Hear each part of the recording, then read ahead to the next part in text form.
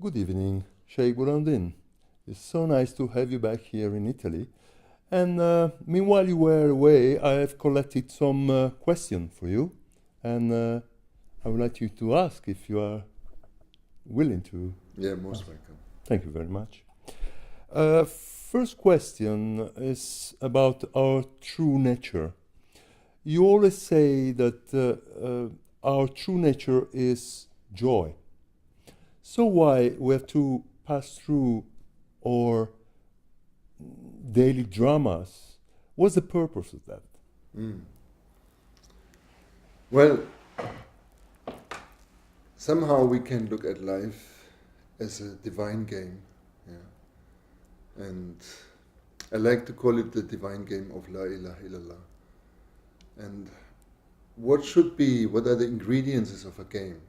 You know? If everything is easy, if everything is just smooth, the game will have no thrill, it has no suspense, it's going to be a boring game, right? And so seeing us running through this process is the joy of God. This is like when a child starts to walk. It is difficult for the child itself, but it's a very joyful thing for the parents who watch it. How it learns to walk, how even it bangs his head, the child cries, but the parents are happy, yeah, and they celebrate each step the child does, right? So the drama is a needed process. Yeah, this period, we just have to make sure that it is not all our life long. You know? Thank you. Please tell me, what do you think about the difference between happiness and joy? Is there any difference? Yeah, well, you see, joy is an inner state. Yeah, it's an inner state, and it awakens inside of you. It's actually all the time there. When we were children, for example, usually we were living in a joyful state. But in the time when we get mature, when we become mature, then we lose this innocent state. And the joy comes together with the truth. No? And happiness is a side effect of joy, let's say. Yeah. Mm-hmm. And the happiness is not, you can't be happy about everything. Yeah. For example, if one of your beloved one passes away, then this is not the happiest event for you, your mother or your father or your wife or your husband. We hope not your children. So then that is not happy. Yeah. But you can get in peace with that. And eventually the joy is only short time interrupted. Yeah. As it is always present within you. Thank you. Do you think we all have a mission? And if we do, how can I discover my mission? Well, I think that in the beginning we don't have a mission. Simply because what should be the mission? What could be the mission?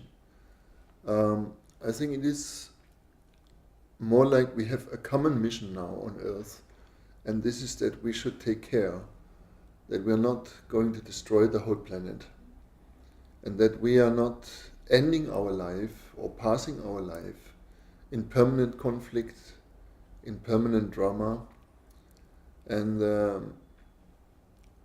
I would say if we share a mission, it is to touch reality. And then when that has happened, according your readiness and your capacities, you may receive a real mission. Yeah? And when that happens, like for example a prophet, peace be upon them, they, if you want to call it, they receive a kind of mission. Yeah?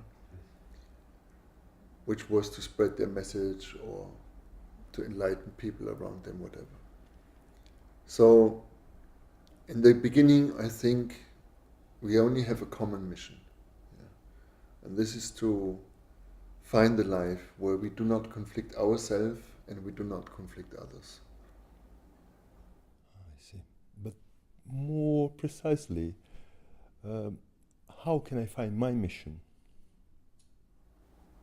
You find your mission in the way that you practice observation, self-observation, you practice truth, you practice honesty, sincerity, and you try to liberate yourself from inner conflicts, you try to harmonize your life in your relationships, and like this, a mission may appear inside of you, no? And life itself will guide you to your mission, but I don't think you can find a mission by thinking about it. Yeah. I rather think it has to appear within you. Yeah. You mean it's more? It has more to do with action. Yes. With action on myself. Right. Right. Thank you. And talking about the people who come to your seminar, which kind of people normally you see at your seminar? Well, I would say it is a good representation of all kinds of people. Yeah. There comes the professor, there comes the student, there comes the housewife, the secretary, from all kinds of backgrounds, all kinds of people are coming, and that has changed a lot compared to 20 years before, for example. Yes. Yeah. I observed that, and I also shared that with others who do a similar work, that in the, let's say like 20 years before, the people who arrived at such a kind of workshops or meetings were usually youngsters who had problems or who were having a certain past or experience in drugs, and more the misfits, let's call them. While now we have a very strong movement towards so-called normal people. And I think this is a good sign, actually. Yeah. Very, very looking forward to see you there. And I want to thank you very much. Thank you for your time. Thank you.